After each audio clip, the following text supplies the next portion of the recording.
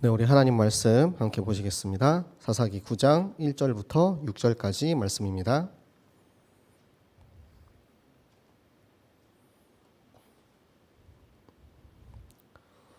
사사기 9장 1절부터 6절까지의 말씀을 우리 한 목소리로 함께 읽으시겠습니다.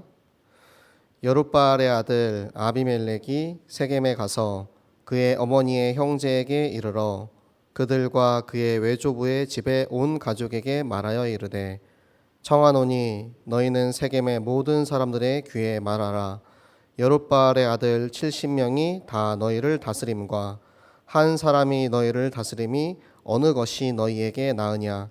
또 나는 너희와 고륙임을 기억하라 하니 그의 어머니의 형제들이 그를 위하여 이 모든 말을 세겜의 모든 사람들의 귀에 말하매 그들의 마음이 아비멜렉에게로 기울어서 이르기를 그는 우리 형제라 하고 바알브릿 신전에서 은 70개를 내어 그에게 주매 아비멜렉이 그것으로 방탕하고 경박한 사람들을 사서 자기를 따르게 하고 오브라에 있는 그의 아버지의 집으로 가서 여룻바알의 아들 곧 자기 형제 70명을 한 바위 위에서 죽였으되 다만 여룻바알의 막내 아들 요담은 스스로 스모스므로 남으니라.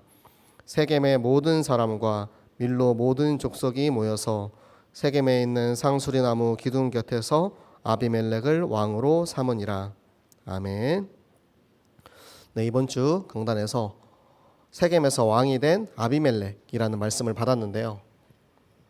저희가 근 몇 주 동안 계속해서 사사 기드온에 대한 말씀을 받았습니다. 이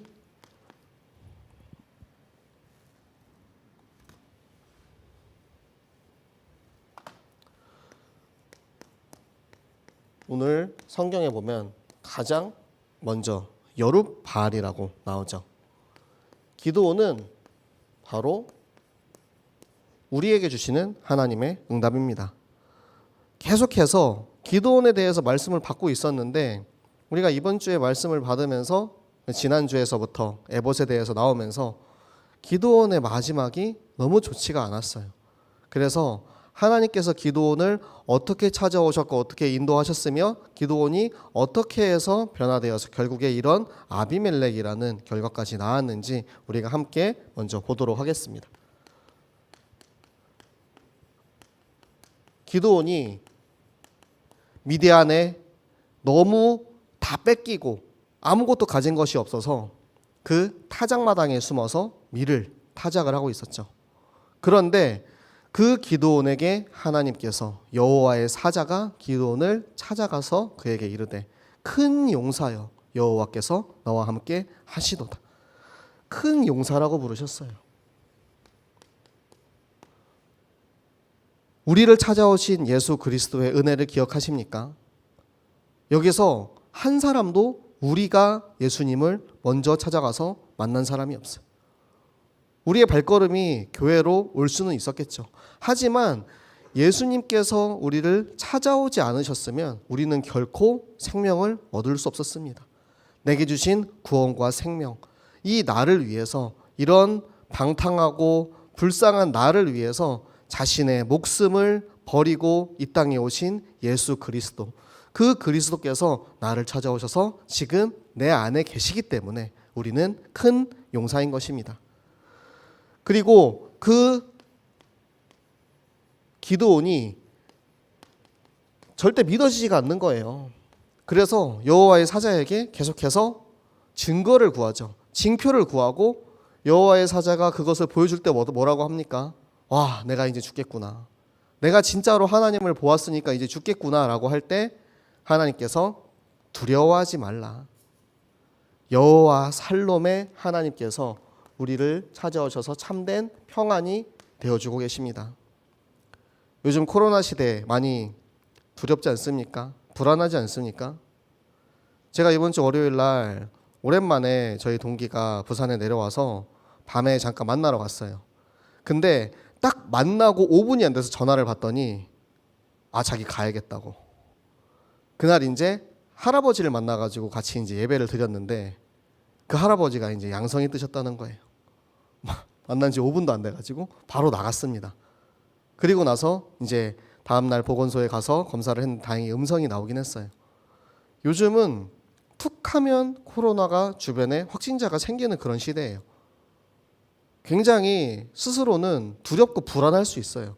혹시나 내가 만나는 사람이 코로나 감염자면 어떡하지? 그런 생각할 수 있거든요. 그런데 하나님께서 우리에게 말씀으로 깨닫게 하십니다. 내가 너와 함께하니 너희는 두려워하지 말라. 그 여호와 살롬의 하나님께서 지금 내 안에 계시기 때문에 우리가 절대 두렵거나 무서워할 필요가 없는 것입니다. 평안하십니까? 하나님이 우리에게 주신 평안을 마음껏 누리는 우리 새생명교회 모든 가족들 되시기를 예수 그리스도 이름으로 축복합니다. 그 연약하던 기드온이 하나님이 나를 찾아오셔서 나와 함께 하시니까 이제는 두렵지 않은 거예요. 그래서 아버지의 집에 있는 바알과 아세라상을 깨버리고 그것으로 하나님께 번제를 드립니다. 마을 사람들이 막 찾아와가지고 저거 누가 한 거냐, 잡아 죽어야 된다 할 때 그 아버지 요아스가 뭐라고 합니까? 바알이 너희를 살려주겠느냐? 바알이 뭔데? 이 기드온이 바알과 대적하는 자 여룻바알의 칭호를 얻은 거예요. 이 여룻바알이 바로 사단의 머리를 깨는 참 왕의 건세를 대표하는 말인 것입니다. 아무리 사단이 세상이 많은 세상의 문화가 우리를 유혹하고 괴롭히고 바알과 아세라가 나를 유혹할지라도 우리는 이 참 왕 대신 예수 그리스도의 능력과 권세에 힘입어서 여룻바알 되시기를 바랍니다.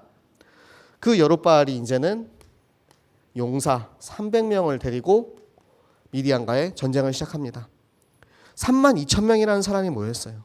그런데 하나님께서는 다 돌려보내라 하시죠. 너희가 인원이 많아서 사람이 많아서 전쟁에 승리했다라고 착각하지 않도록 내가 이 모든 전쟁의 주인공임을 하나님께서 증명하시기 위해서 300명의 용사를 데리고 미디안과의 전쟁을 이루십니다. 그 300명의 용사가 들고 싸웠던 것이 무엇입니까? 창과 칼이 아닌 나팔과 항아리, 횃불을 들고 이 미디안과의 전쟁에서 승리하는 것입니다. 내 안에 예수 그리스도 있는 이들은 내 항아리를 깨트리고 내 안에 계시는 그리스도가 드러나면 모든 흑암의 권세가 꺾이는 줄로 믿습니다. 나팔은 하나님의 말씀입니다. 하나님의 말씀을 선포할 때 사단은 절대 우리를 범접하지 못합니다. 그래서 우리가 말씀과 강단의 흐름 속에 있어야 하는 것이고요. 예배를 드려야 하는 이유가 그것입니다. 하나님의 말씀 우리가 계속해서 채워 넣지 않으면 이게 안 되거든요. 내 안에 예수 그리스도 횃불만 있어야 되는데 자꾸 항아리에 다른 게 담겨요.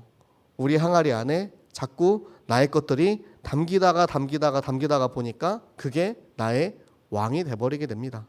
그래서 우리가 항상 말씀과 기도 속에서 우리와 함께 하시는 그리스도를 누리는 최후 승리자가 되시기를 바랍니다. 최후 승리를 얻기까지 기드온이 많은 일들을 겪습니다. 에브라임 족속이 왜 나를 빼놓고 전쟁을 했냐? 숲곳에 있는 이들은 배고픔과 그 어려운 상황에서 자기를 외면하였고요.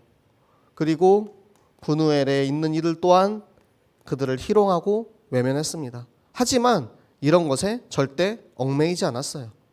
사람들의 시선과 인간관계 혹은 나를 괴롭히는 그 모든 것에 개의치 않고 끝까지 달려나가서 최후 승리를 쟁취했던 기드온의 모습처럼 우리가 절대로 포기하지 않고 중간에 내 생각과 내 것으로 가는 것이 아니고 내게 주시는 말씀의 인도 따라서 끝까지 싸워서 승리하시기를 바랍니다.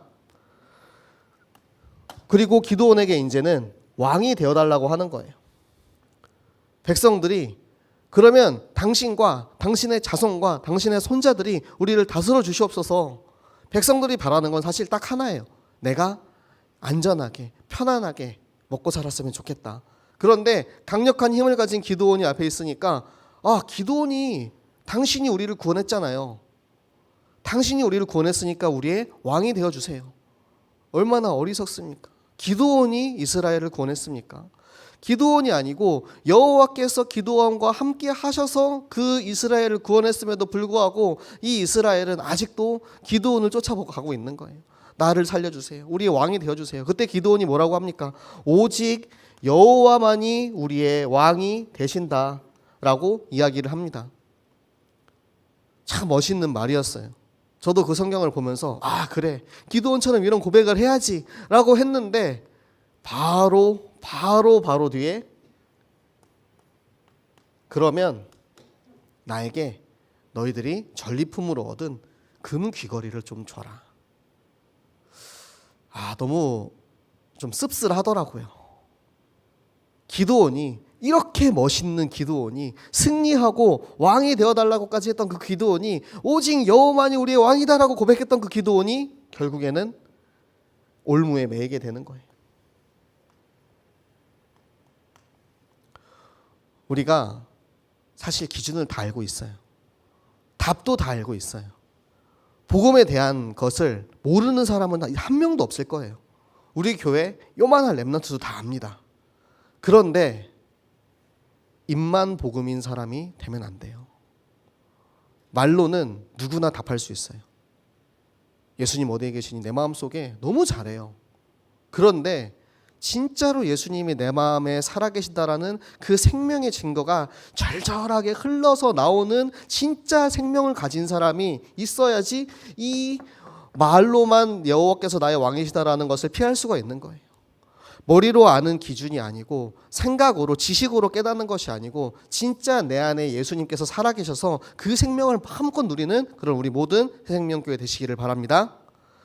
그래서 이 에봇 때문에 결국에는 이 올무에 묶여서 어떻게 됩니까? 기드온이 죽고 나서는 무슨 일이 생기냐면 이 백성들이 하나님을 다 잊어버렸어요.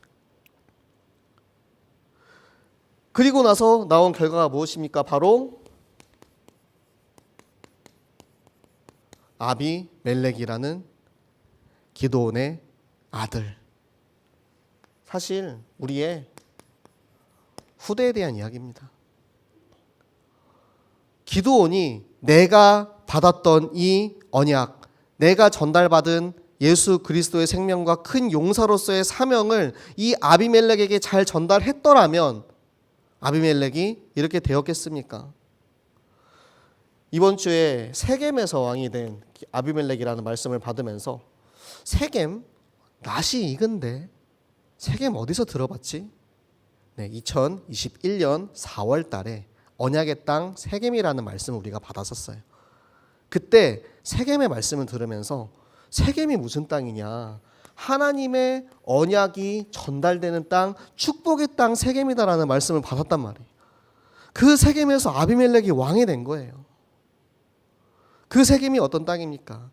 아브라함이 가나안에 가서 단을 쌓고 그리고 그 땅에 요셉의 유골이 묻힌 땅이고 그리고 그곳에서 여호수아가 백성들을 데리고 장로들과 그들에게 하나씩 축복과 저주의 말을 다 알려주면서 너희가 이 기준 위에 서 있지 않으면 저주받을 것이다. 너희가 이 기준 위에 서 있으면 축복받을 것이다. 그것을 기념비로 세운 곳이 바로 이 세겜인데 이 세겜에서 아비멜렉이 나온 이유가 무엇이겠습니까? 바로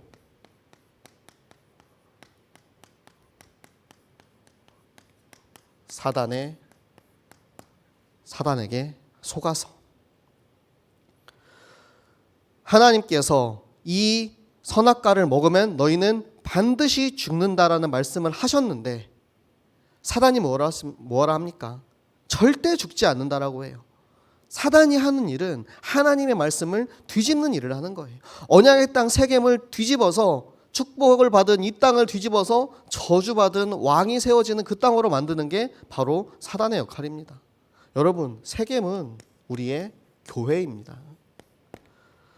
축복과 언약이 전달되어서 내가 받은 이 기도원의 응답을 우리 후대들에게 전달해 주어야 되는 땅이 우리 세겜인데, 우리 교회인데, 우리가 후대들에게 제대로 된 언약을 전달해 주지 못하면 다 사단에게 속는 거예요.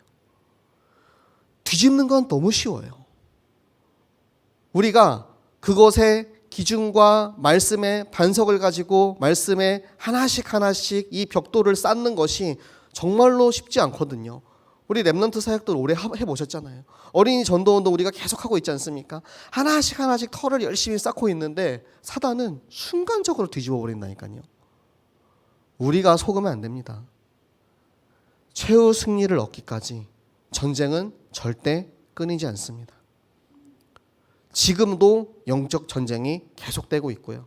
앞으로도 우리가 천국 가는 그날까지, 예수 그리스도 다시 오시는 그날까지 절대 끊이지 않는 영적인 전쟁 속에, 사단과의 전쟁 속에 있는 것을 기억하시기 바랍니다.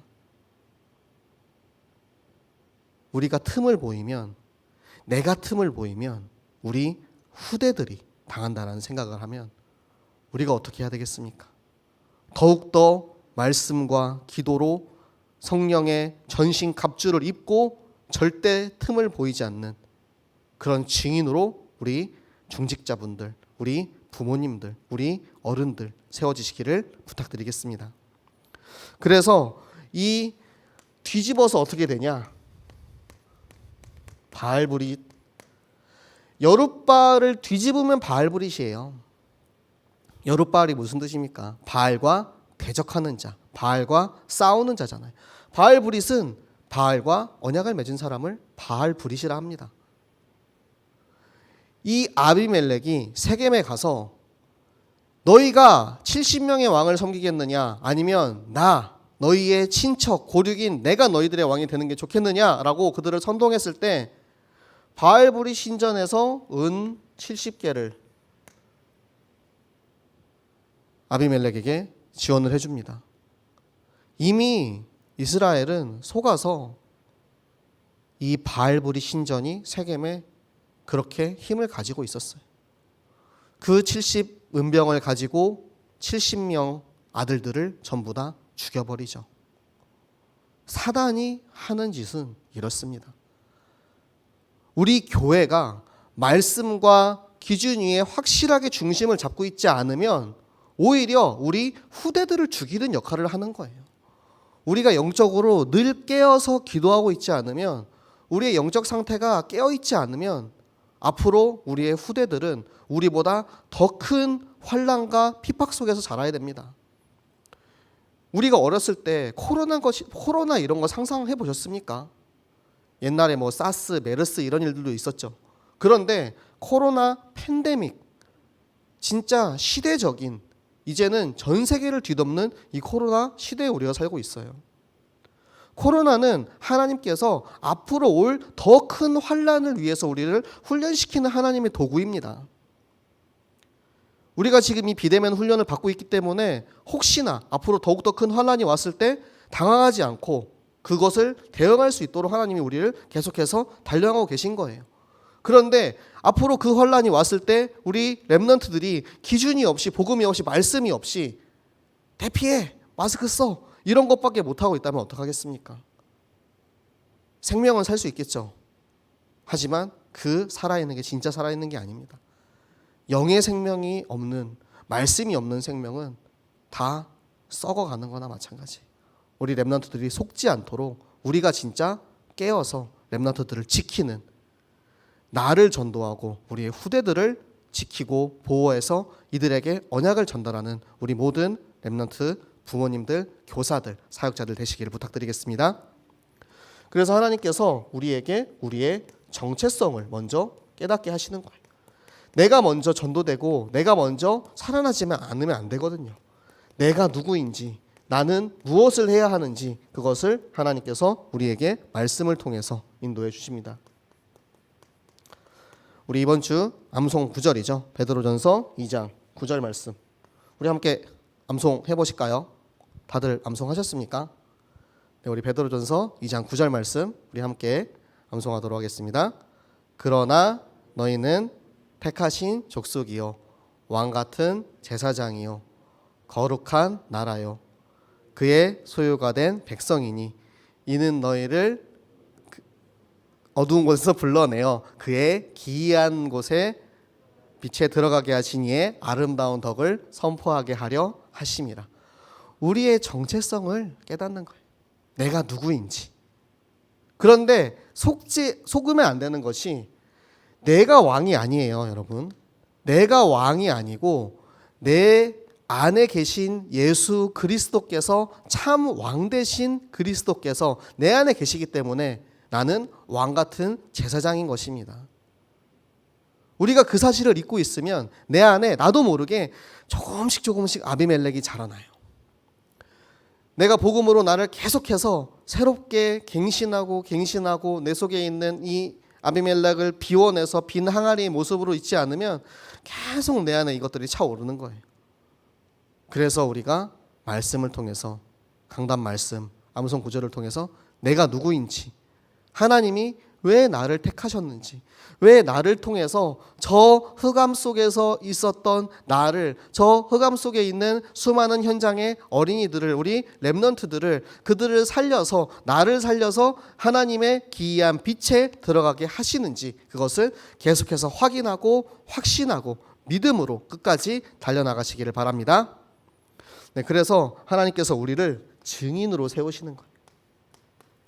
증인의 역할이 뭐냐면, 증인은 제자를 세우는 사람입니다. 내가 먼저 이 복음을 누리고 이 복음 안에 완전하고 충분하며 그것으로 모든 것일 때 하나님께서 우리를 통해서 증인을 세워주시는데, 제가 참 좋아하는 말씀, 출애굽기 33장 11절 말씀 우리 함께 보시도록 하겠습니다. 모세가 여호수아를 어떻게 제자로 세웠는지에 대해서 나와 있는 성경 구절인데요. 출애굽기 33장 11절 말씀 우리 구약성경 134쪽에 있습니다. 출애굽기 33장 11절 말씀 우리 함께 읽으시겠습니다.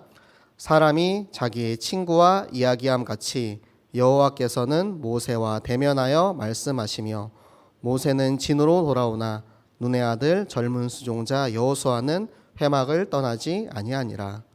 아멘. 네.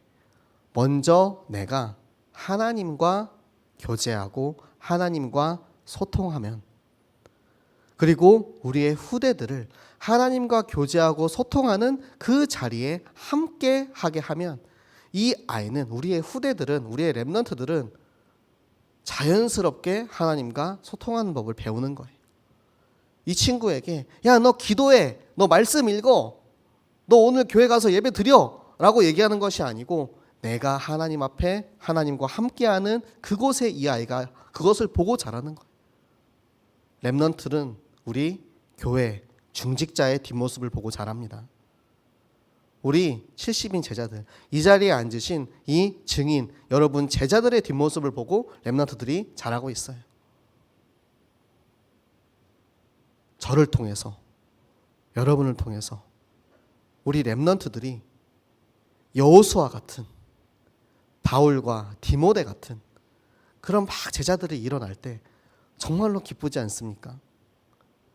우리가 성경학교 보고를 하면서 우리 렘넌트들이 전도운동하고 5손가락 이렇게 하는 그 모습을 보면서 되게 뿌듯하잖아요.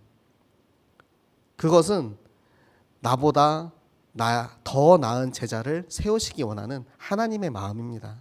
그 마음 가지고 우리의 후대들을 잘 길러주시기를 부탁을 드리겠습니다. 그걸 위해서 우리가 해야 될 것이 무엇이냐면 기록을 남기는 것입니다. 왜 성경학교 일지를 써야 하는지, 왜 우리가 하는 모든 사역들을 기록해야 되는지, 그 기록을 통해서 우리는 히스토리, 하나님께서 하시는 일들을 발견하게 됩니다. 내가 한 게 아니고, 내가 잘나서 우리 성경학교에 애들이 많이 왔어요, 이게 아니고, 우리가 했던 모든 사역을 기록하고 돌아보면서 하나님께서 이렇게 사용하셨구나, 하나님께서 우리 새생명교회를, 하나님께서 우리 렘넌트들을 이렇게 사용하셨구나, 이것을 우리가 확인하는 것이 바로 기록의 역할입니다. 그리고 우리 후대들에게 이 시스템을 남기는 것입니다. 기도원처럼 자기의 상처와 영적 문제를 우리 후대들에게 남기실 것입니까? 아니면 우리 후대들에게 이 언약의 땅 세겜, 하나님이 우리에게 주시는 축복을 남기시겠습니까? 우리가 어떠한 시스템을 구축하느냐에 따라서 렘넌트들이 잊어버리지 않도록, 그래서 하나님이 모세에게 말씀하셨잖아요. 노래를 만들어라. 물론 모세의 노래를 곡조를 들어보지는 못했어요. 하지만 우리가 성경을 통해서 볼 수 있잖아요. 왜 노래를 만들라고 하셨습니까? 말과 글은 쉽게 잊혀지지만 노래가 참 기억에 오래 남거든요. 제가 갈라디아서 2장 20절을 아무리 외우려고 해도 잘 안 외워졌는데 우리 맨날 찬양하잖아요. 그렇죠? 내가 그리스도와 함께. 그 찬양을 하면서 갈라디아서 2장 20절이 외워지더라고요. 창세기 1장 27절 28절 말씀을 길잖아요. 근데 제가 좀 암기를 잘 못하나 봐요. 암기가 안 되는데 하나님이 이 세상을 창조하셨다는 우리 렘넌트 찬양을 하면서 그 성경 구절이 암기가 됐다니까요. 모세의 노래도 마찬가지입니다. 절대 잊지 말라는 의도예요. 자꾸 이스라엘 백성들이 하나님을 잊어버리거든요. 아니 그렇게 열심히 하던 기드온이 죽자마자 바로 하나님을 잊어먹었다니까요. 기드온이 살아있는 40년 동안은 평안했어요. 근데 기드온이 죽고 나서 곧바로 하나님을 잊어버린 이 이스라엘, 이 무지한 이스라엘, 사실은 우리 모습입니다. 나도 잊어버릴 수 있기 때문에 잊지 않는 시스템, 내가 먼저 잊지 말고 이것을 잘 기록하고 보관하며 이 받은 것들을 우리 후대들에게 전달하는 그 시스템을 세우시는 우리 이번 모든 성경학교 되시기를 축복합니다. 그래서 우리 3부 예배 때는 우리 교회에게 주시는 교회 성장, 산업 성장의 길을 하나님께서 보여주셨는데요. 먼저 우리에게 서론에서 3가지 눈에 대해서 말씀을 하셨어요. 육안, 지안, 영안. 육신의 눈은 다들 뜨고 계시죠? 네, 우리 육신의 눈은 감았다 떴다 하는 것을 바로 알 수 있어요. 그런데 지안, 지혜와 지식을 가지고 세상을 바라보는 거예요. 내가 아는 만큼 보인다라는 얘기가 있어요. 제가 차에 대해서 전혀 모르면 차에 문제가 생겼을 때 어디에 문제가 생기는지 알 수가 없어요. 그런데 내가 아는 부분에 대해서 뭐가 나와. 그러면은 그것에 대해서 문제를 파악하고 고칠 수가 있겠죠. 영화는 무엇입니까? 영적인 사실에 대해서 우리가 영적인 눈을 뜨고 봐야 돼요. 이 세상을 지금 뒤덮고 있는 수많은 세상의 세력과 사단마귀, 우리를 속이려 하는 요한복음 8장 44절의 그 마귀, 거짓의 아비 사탄이 우리를 어떻게든 속이려고 이 조그마한 틈을 가지고 파고 들어가지고 속이려고 하고 있는데, 영적인 눈을 딱 뜨고 그것을 똑바로 쳐다보고 있으면 절대로 우리를 침범하지 못하거든요. 그런데 그 눈을 우리가 뜨지 못하고 있을 때 슬금슬금 구렁이 담 넘어오듯이 들어와가지고 어느새 우리의 칭칭칭칭 감겨 있습니다. 끝나지 않는 영적 전쟁. 절대 방심하지 말고 끝까지 싸워서 이기는 우리 모든 중직자분들, 우리 모든 성도님들 되시기 바랍니다. 자, 그리고 우리가 교회 성장과 우리 성장의 3단계 시스템을 말씀을 들었는데요. 먼저는 나를 성장하는 3단계. 첫 번째는 찾아오신 은혜를 통하여서 나를 성장시키는 것입니다. 나를 찾아오신 그 은혜의 복음을 통하여서 지금 이 시간 하나님 나와 함께하고 계시는 것을 우리가 확실히 믿는 믿음을 가질 때 하나님께서는 우리를 통해서 하나님의 일을 이루시고요. 그런 우리에게 하나님의 사명을 깨닫게 하시는데요. 이 사명이 뭐냐면 내가 뭘 해야겠다가 아니고 나를 통해서 하나님이 무엇을 하실지를 우리에게 보여주시는 거예요. 그게 곧바로 우리의 산업을 성장하는 일에 이게 연결이 되는데요. 첫 번째가 바로 전문성입니다.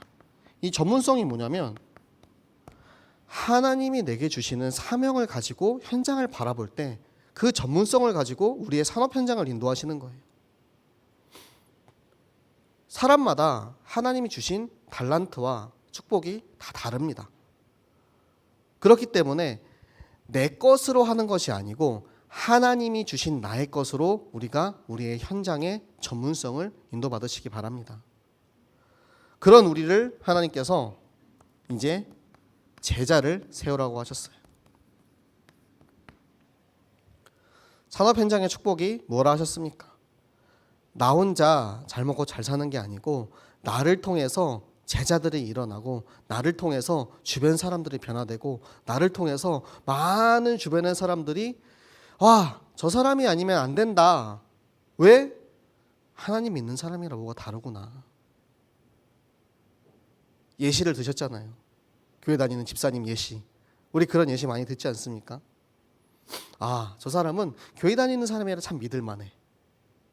그런데 알고 보니까 우리 회사에 교회 다니는 사람이 너무 많았어.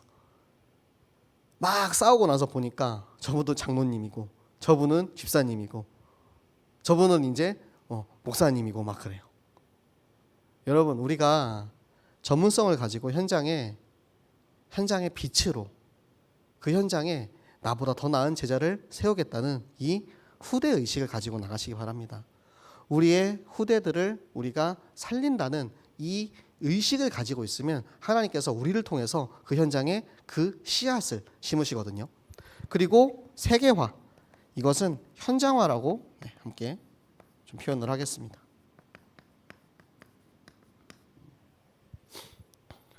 말씀 가지고 그 말씀을 가진 우리가 현장에서 그 말씀을 그대로 성취받는 거예요. 매주 강단의 말씀을 통해서 선포되는 말씀은 사실 현장에까지 이어져 있어요. 그 응답이 이 안에 숨어 있습니다. 그 응답을 찾는 것이 우리가 현장에서 승리하는 방법입니다. 모든 사람에게 하나님이 다 준비해 놓으셨어요. 저는 여태까지 사역하면서 그 언제도 강단의 말씀을 통해서 답이 안 나온 적이 없어요. 그 주의 강단의 말씀 속에 매주 그 주에 일어나는 모든 사역 현장에 답이 다 숨어 있습니다.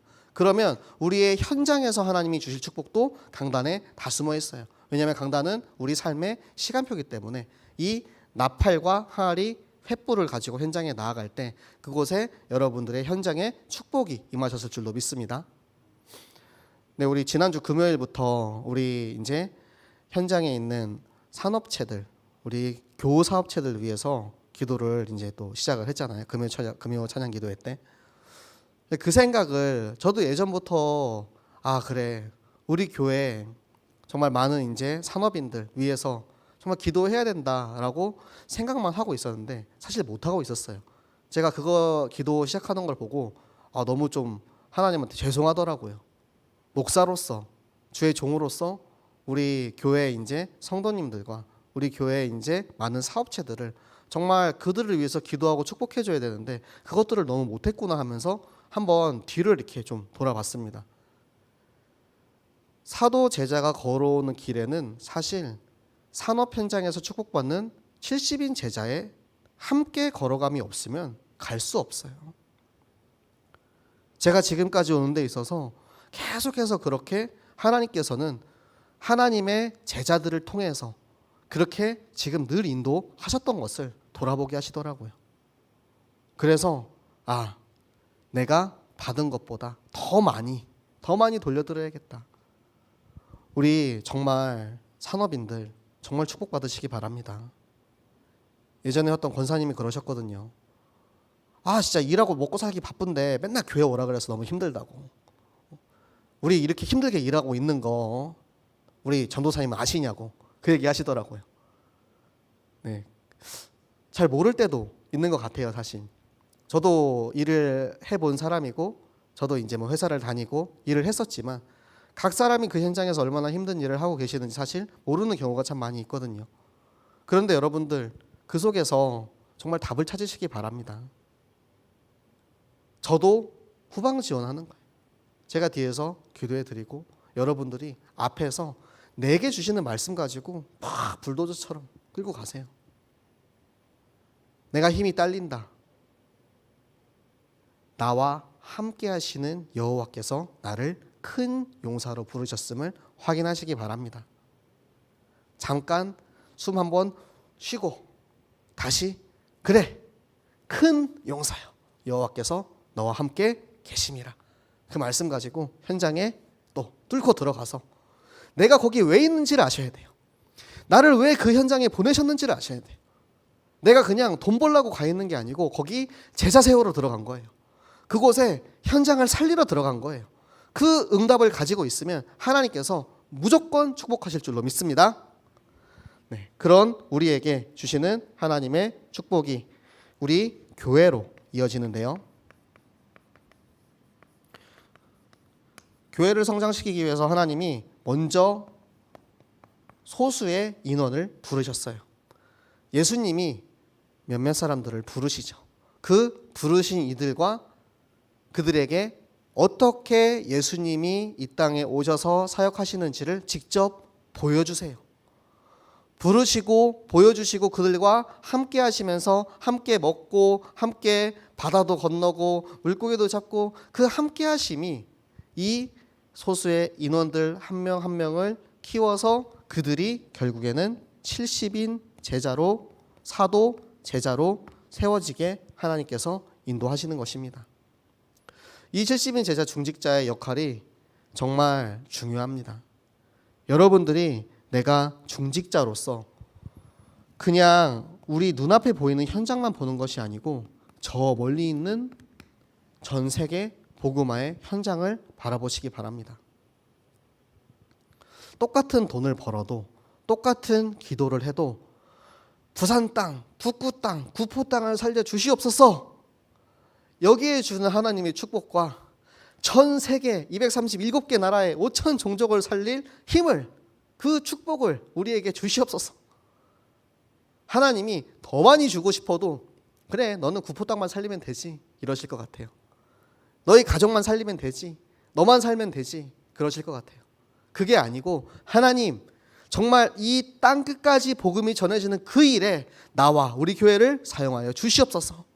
이 고백을 가지고 나아갈 때 하나님께서 우리 새생명교회를 통하여서 우리 담임 목사님을 통하여서 지금 선포되고 있는 이 복음이 그곳에 있는 제자들이 막 일어나는 거예요. 우리가 기도의 후방 지원을 확실하게 할 때 하나님께서 우리에게 동일한 축복을 주십니다. 앞에서 말씀 전하시는 메신저와 뒤에서 기도하는 이들은 하나님께서 동일한 축복을 우리 주신다니까요. 함께하는 선교사의 축복을 누리시기 바랍니다. 내가 그 나라 그 땅에 못 가도 괜찮아요. 내가 지금 그 현장에 가 있지 못해도 괜찮습니다. 기도는 시 공간을 초월하는 하나님의 능력을 나타내는 최고의 방법입니다. 기도 아까워하지 마세요. 쓴다고 줄어드는 거 아니잖아요. 닳는 거 아니잖아요. 마음껏 기도하시기 바랍니다. 마음껏 써먹으시기 바랍니다.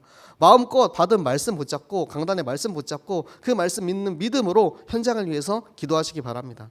그 축복이 돌고 돌아서 결국에는 나에게 돌아오게 되어 있습니다. 하나님의 축복을 마음껏 누리시기 바랍니다. 그래서 우리가 받을 결론의 응답이 뭐냐면 이 응답의 흐름이 어떻게 이어지냐면 본부 말씀에서는 with 임마누엘 원네스라는 용어가 나왔어요. 그런데 우리는 뭐냐? 함께. 나와 함께 하시기 때문에 나를 큰 용사로 부르셨다. 그리고 전교인, 우리 모든 성도들이 함께 전교인으로 응답을 받을 때 그 응답이 우리의 모든 렘넌트를 사역자로 전도자로 살리게 될 줄로 믿습니다. 나와 함께 하셔서 나를 큰 용사로 부르신 하나님, 내가 그 큰 용사의 대열에 서기 원합니다. 전교인 어린이 전도운동 하고 있잖아요. 전교인 어린이 성경학교 하고 있잖아요. 제가 솔직히 말씀드릴까요? 전교인 속에 들어가지 못하는 분들 계세요. 전교인 속에 들어가지 못하는 분들, 근데 그걸로 정죄받지 마시기 바랍니다. 할 수 있어요. 어려운 거 아니에요. 마음만 요만큼만 고쳐 먹으면 돼요. 요만큼만. 나는 시간이 없어서 전도하러 못 가요. 그게 아니에요. 내가 전교인 속에 들어가는 방법은 내가 그 현장을 위해서 기도하는 것부터 시작입니다. 우리 구역에 있는 초등학교, 내가 하고 있는 그 어린이 성경학교 그곳에 정말로 마음을 담고 기도하는 거예요. 하나님, 저곳에 있는 어린이가 진짜 이 복음 가지고 살아나게 해주세요. 마음을 담고 기도하다 보면 하나님께서 각 사람에게 필요에 따라서 역할을 맡겨주십니다. 누군가는 장소를 제공하고, 누군가는 학교장이 되고, 누군가는 복음을 전하는 복음의 메신저가 되고, 누군가는 내가 정말로 그 현장을 살리기 위해서 나의 경제를 통해서 이들을 섬기기 원한다 하는 그런 응답도 받을 수가 있어요. 응답은 무궁무진합니다. 내가 못하면 주모로라도 할 수 있잖아요. 내가 못 가면 주모로라도 전달할 수 있잖아요. 내가 못하면 뭔가 전도 자료를 만들어서 우리 사역자들한테 전달해 줄 수도 있잖아요. 너무도 많은 방법이 있습니다. 그것을 우리가 무엇을 하라는 방법을 말씀드리는 게 아니고, 우리의 마음가짐이 조금만 현장을 향해 있으면, 내가 정교인 속에 들어가기 원한다면 하나님께서는 그래, 내가 기다렸어. 돌아온 탕아를 기다리는 그 하나님의 마음, 잠깐 돌아서면 바로 하나님께서 그래, 내가 너 기다렸어. 왜냐하면 계속해서 기다리고 계신 거예요. 돌아설 때까지, 들어올 때까지.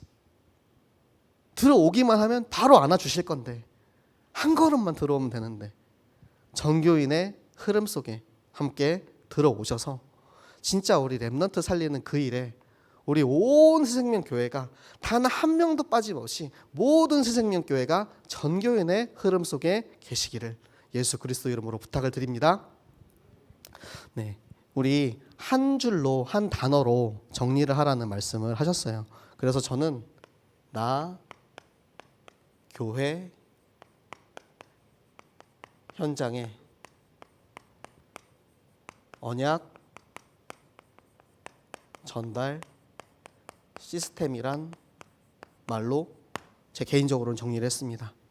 기도원인 나를 통하여서 세겜의 축복, 절대 마귀에게 속지 않는 교회의 축복을 우리의 현장까지 전달하는, 그 렘넌트 살리는 현장 전달, 언약 전달 시스템을 세우는 일에 이번 한 주간 하나님께서 제게 주신 이 축복, 나 교회 현장의 언약 전달 시스템이란 말로 저는 정리를 했고요.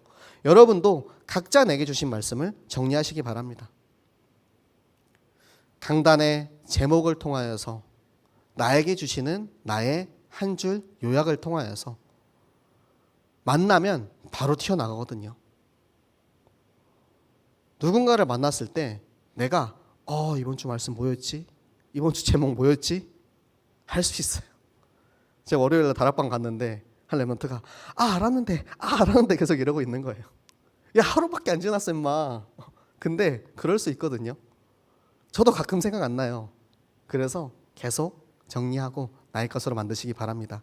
그러면 하나님께서 우리 성도님들을 통하여서 미리 예비하신 축복을 주세요가 아니고 하나님께서 이미 예비하신 이 세겜의 축복을, 이스라엘에게 주신 그 축복을, 전교인의 축복을, 여룻바알의 축복을 우리 모든 성도님들 각 사람 한 사람에게 분명히 주실 줄로 믿습니다. 네, 우리 함께 기도하도록 하겠습니다. 우리 기도하실 때 하나님, 이 시간 내 안에 아비멜렉, 내 안에 자꾸 왕 되려고 하는 그 아비멜렉을 버리게 하여 주시옵소서. 내가 그리스도와 함께 십자가에 못 박혀 죽었나니, 내가 죽고 죽어서 내 안에 오직 예수 그리스도의 횃불만 살아나서 증인으로 세워지고 우리의 후대들이 살아나는 그 언약 전달 시스템이 우리 모든 전교인들에게 적용되게 하여 주시옵소서. 우리 시간 받은 말씀 붙잡고 함께 기도하도록 하겠습니다.